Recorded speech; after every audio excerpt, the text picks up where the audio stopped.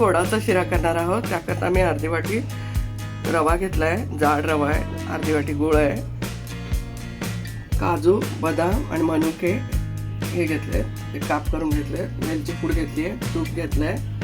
आपण प्रोसेस बघणार आहोत. आपली कढई टाकली आहे, 2 चमचे तूप आहे ना टाकून घेतलंय. आपण रवा भाजून घेणार आहोत.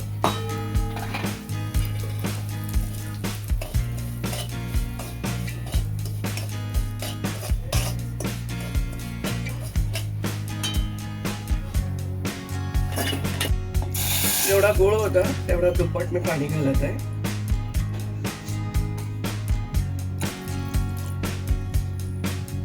भाजून झालाय, तो थोडा मी साईडला केलाय. ड्रायफ्रूट भाजून घेणार आहोत त्याच्याच मध्ये. तुम्ही रवा साईडला काढून केलं तरी चालेल.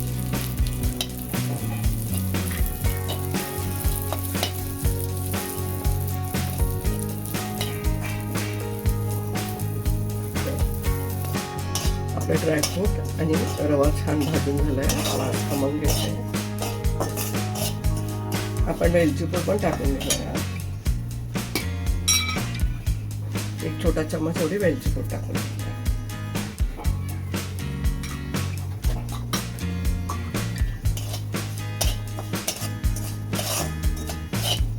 आता आपण गुळाचं पाणी जे होतं ते टाकून घेणार आहोत.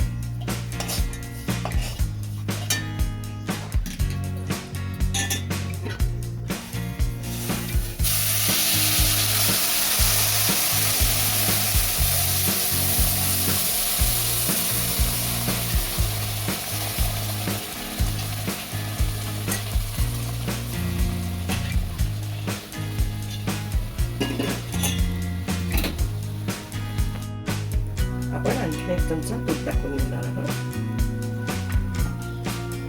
आणि याला 2 मिनिटांसाठी एक वाफ काढून घेणार आहोत झाकून ठेवून. आपण झाकून ठेवला होता. शिरा छान झालाय, उकळला सुंदर छान असा. आता आपण सर्व करून घेणार आहोत.